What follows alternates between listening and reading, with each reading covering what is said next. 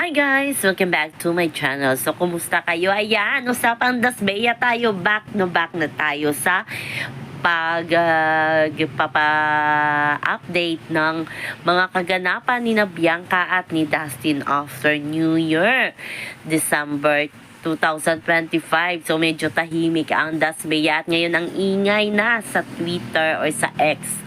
Kasi nga, balitang after New Year or before New Year ay lumipad ang Dasbeyan papuntang Thailand. So, hindi lang ako sure kung after or before New Year. Kasi alam ko, nakikita ko pa si Dustin New Year na kasama yung kanyang pamilya. Yung mga update, di natin sure. Pero balita, before or after New Year ay pumunta sina Bianca at Dustin sa Thailand. Ito ay haka-haka lang muna ng mga fans ni na Bianca at ni Dustin na pumunta ang dalawa sa Thailand. So, merong masabi Japan, Thailand, USA, at hindi din papatalo ang Wilka. May nilabas ding balita na si Bianca daw nag-New Year kina Will, si Will daw nag-New Year kina Bianca. At ito na nga ang na-confirm, si Bianca nasa Thailand talaga. Yes, si Bianca nasa Thailand. Kasi nag-post nga si Bianca, yung mga background niya at yung landmark ay Thailand. At si Dustin, parang ganun din. So, marami ang nakakita sa dalawa sa Thailand na pinopost sa FB. Hindi natin sure kung totoo o hindi.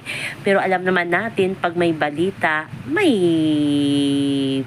pinanggalingan yan na source talaga na nag-Thailand nga talaga ang Dasbeya. So, galit na galit ang mga welcome ngayon kay Bianca de Vera. Sayang daw ang pakikipag-fight nila kay Bianca sa career ni Bianca. Lahat na sinabi kay Bianca yung mga pinaggagawa nila para lang maging sikat daw itong si Bianca, yung endorsement dahil daw sa kanila nagka-endorsement si Bianca. Diba nakakatawa, dati sinasabi nila yung toxic daw yung Dasbeya. Pero itong nalaman nila na nag-Thailand ang dalawa na hindi pa nga sure, wala pang proof na magkasama ang dalawa, ayan, galit na galit sila kay Bianca, lalo na nung pinost ni Bianca yung Thailand, nasa Thailand si Bianca, na suot-suot ang binigay na necklace ni Dustin sa kanya.